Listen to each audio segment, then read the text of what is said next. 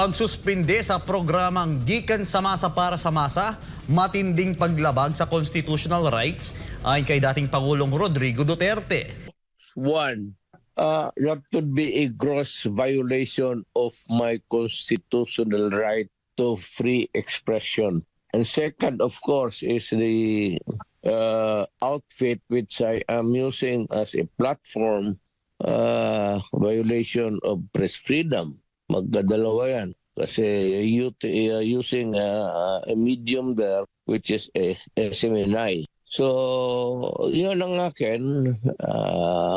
Those constitutional rights are sacred. Talagang mabigat yan sa ating konstitusyon.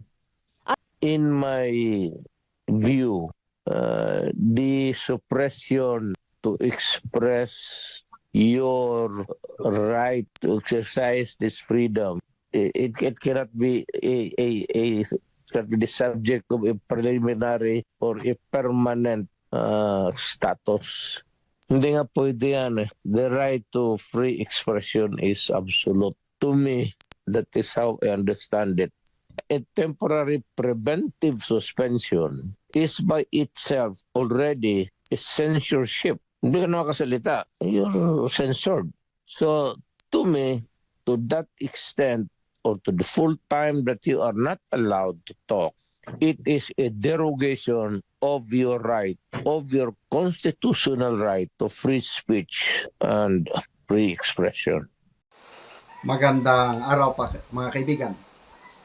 Pag-usapan natin ngayon itong plano ng administrasyon ni PBBM at Tamba Luslos na patahimikin ang mga kritiko. So specifically SMNI, Laban Kasama ng Bayan at ang Gikan sa Masa para sa Masa ni PRRD. Yan yung istasyon at mga programa na takot si Tambaluslos dahil ang daming nanonood, nakikinig. So ngayon, suspendido ng NTC ang SMNI 1 month. Tapos may mga nakahain pa na mga lakang nila na ang prangkisa ng SMNI ika-cancel.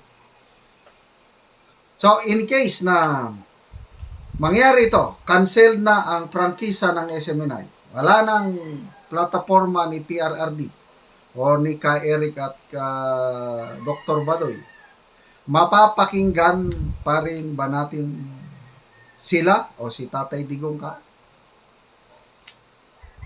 Ito, may naisip akong paraan. I don't know kung pupwede ito. Kayo, mag-suggest din kayo kasi kailangan natin ng boses, ng wisdom,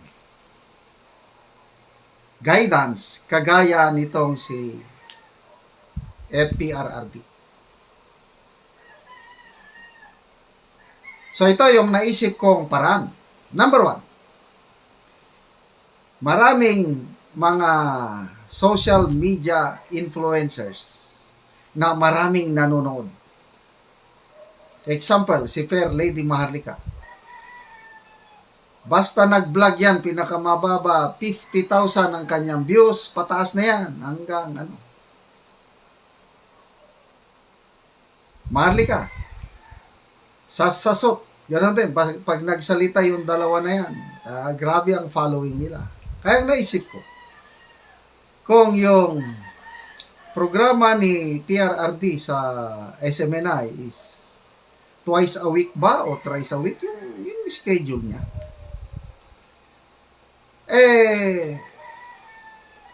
Tie up na lang sila kay Maharlika o kay Sasasot. Para example, okay, Wednesday evening, yun ang programa ni Tatay Digong sa SMNI. Wala nang SMNI. Di si Maharlika, interview lang niya. O di parang si Pastor Kibuloy, ganon din. Gusto nilang tumbahin si Pastor Kibuloy.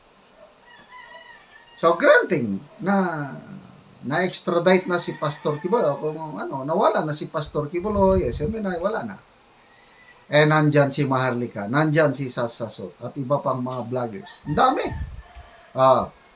Si Maharlika, mayroon na siyang schedule. Sample, once or twice a week. Nako, matutuwa pa yan si Maharlika o si Sasasot na magiging regular guest o resource person nila si PRRD.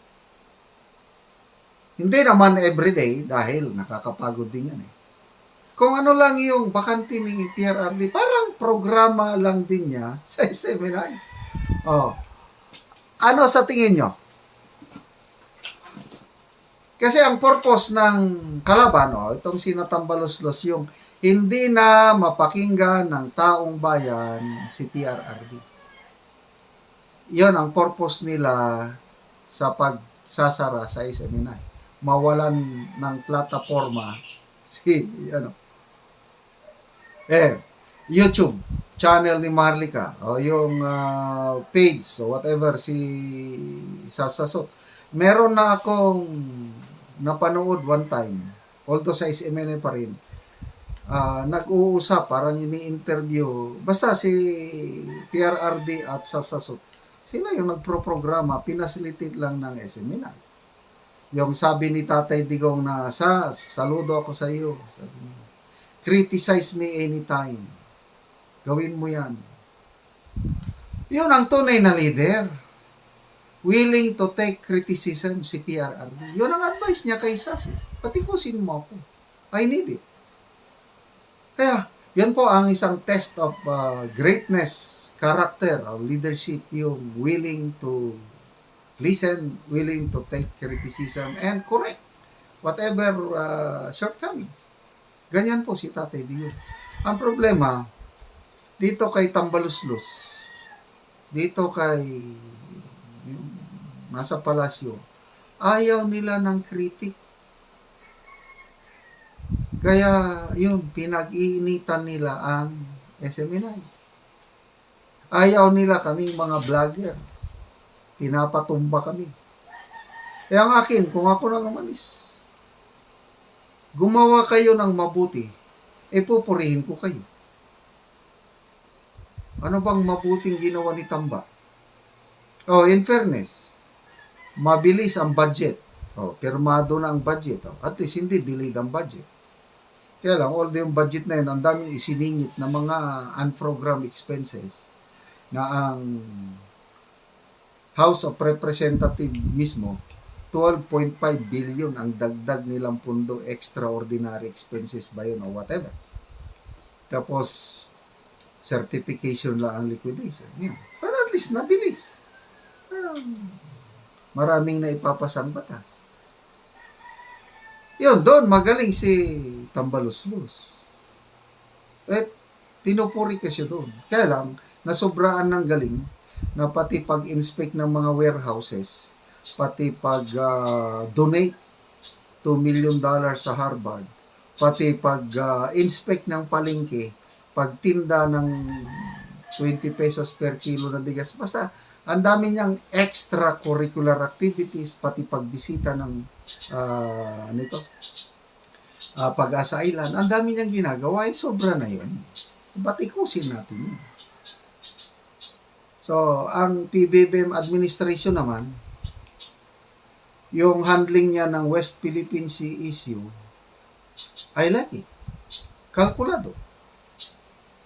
Matigas yung panindigan niya na not a single inch of territory ayaw i-surrender. But itong nangyaring kanyunan, yung water cannon sa is may iba gustong i-expel out na daw yung Chinese ambassador sa Pilipinas. Huwag, hinahinay. Yun na lang, hinahinay lang muna tayo. So, kaya lang, mas marami ang ginagawa ni PBBM na hindi na maganda, kagaya itong nagbago ang ihip ng ICC, itong peace talks, operasyon ng mga bilihin, palaging biyahe ng abroad, panonood ng F1 car race, tapos yung ginagawa ng First Lady, fashion show, dinner, kaliwat kanan, concert. nangyari ng lindol, Marawi bombing, wala man lang kaimik-imik ang Pangulo. Yan ba ang mga kakulangan ng gobyerno na dapat batikusin? Hoping na yung pagbatikos, umalma sila, na positive way, mag-ano sila nga, wag na natin ganito dahil umaalma ang taong bayan. Ganon sana. Kasi we need critics. Our critics are the guardian of our souls. Ako, kritiko. Gustong-gusto ko yan. Number 1, critic ko ang aking Commander Julie, my wife. Ngayon, pinapasalamatan ko dahil yung mga mali kong ginagawa, very brave ang aking commander na hindi tama yung ginagawa mo. Ma-realize ko, hindi tama pala. Di baguhin ko. So, itong ginagawa ng SMNI sa ano man lang. Part of democracy. PRRD, nagsasabi lang siya ng kanyang mga opinion. Bahala ang taong bayan, maniwala o hindi. Lumalabas, maraming naniniwala kay PRRD. Sabi niya na, Congress, the most rotten agency sa Pinas. Ako, opinion ko rin yun. Totoo. Marami. Nagtatanong lang, 1.8 billion travel expenses ni Tambaluslos. Totoo ba? Kinulong ka agad ang ano. Ganon. So, anyway, ito, haka-haka ko lang to na yon yung maging guest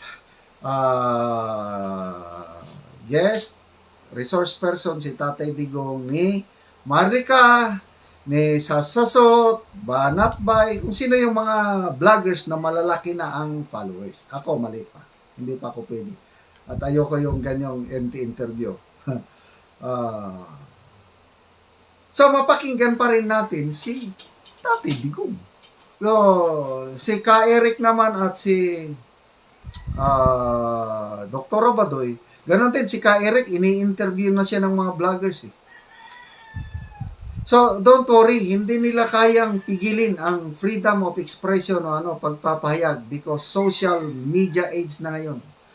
Mapapakinggan at mapapakinggan pa rin natin si PRRD, si Doc Badoy, Ka Eric at iba pang mga kwan. Basta, let's magtulungan tayo. Labanan natin ito, hopefully na after itong 1 month suspension na ito, tama na at wala na silang magagawa sa SMNI.